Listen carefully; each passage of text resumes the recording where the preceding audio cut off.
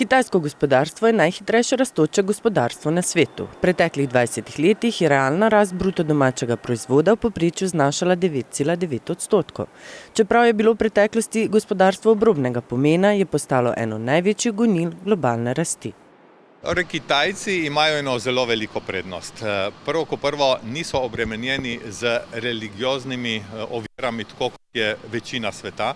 Pri njih je bila do nedavnega religija praktično prepovedana in edina religija je uspeh. Ne denar, ampak uspeh.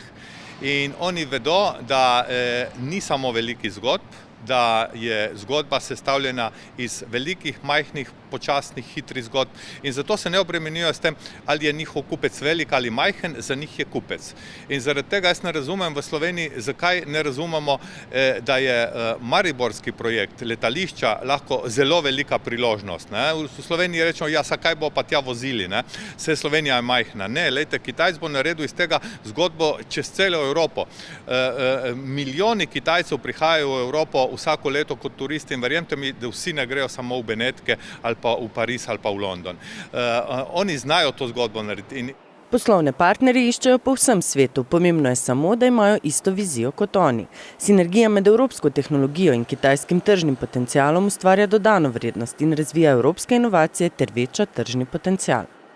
Ravno to, da vedo, da so v tehnologiji manj močni, ampak da imajo zelo močno tržišče, da imajo ogromno denarja, te dve kombinaciji so zmagovalni in oni se tega ne bojijo. Veste, tudi na Kitajskem praktično ni podjetja, da bi bil en sam lastnik. Oni se povezujejo, iščejo partnerje. Pomembno je, da grejo v isto smer. Oni imajo vizijo zelo dolgoročno, zato so tudi država z nekaj tisočletno tradicijo in čeprav so praktično komunistična država, so po mojem mnenju najbolj kapitalistična država na svetu, ker je posel na prvem mestu. In zato se ne smemo Slovenci obremenjati s tem, koliko smo majhni, imamo problem, da smo ozki, vendar za Kitajce smo še kako dovolj veliki.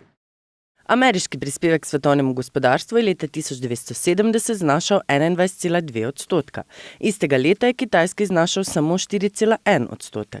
Leta 2015 je Amerika ustvarila 16,7% bruto domačega proizvoda, Kitajska pa 15,6%. Napovedi kažejo, da bo do leta 2025 ameriški delež dosegel 14,9% in kitajski 17,2% BDP. Pogajanja in dogovarjanja s kitajskimi gospodarstveniki so dolga, saj iščejo strateška partnerstva, ki bodo dolgoročno dvignila dobiček na zavidljivo raven. Tudi v podjetju Pipistrel so potrebovali 12 let, da so udejanjili svoje načrte. Letos aprila bodo postavili temeljni kamen za vzpostavitev velikega centra, kjer bodo med drugim tudi proizvajali električna in hibridna letala. Zato smo se odločili, da bomo ta dva modela delali na Kitajskem v Zhurongu. To je blizu južne prestolnice Kitajske, Nanjinga. Tam imamo od lokalnih oblasti dodeljeno parcelo 130 hektarjev. Na tej parceli bo novo letališče, tovarna letal, bo tudi en stanovanjski del z bloki in pa z vilami in pa tudi nakupovalno središče in akademija za šolanje novih pilotov. Ekonomski strokovnjaki napovedujejo, da se v letu 2018 in nadaljnjih 5 letih ni treba preveč bati za stanje kitajskega gospodarstva. Strategijo trajnostne rasti bo Kitajska kmalu z vrha svetovnega gospodarstva izrinila Združene države Amerike in postala ključen partner za vse podjetnike v svetu.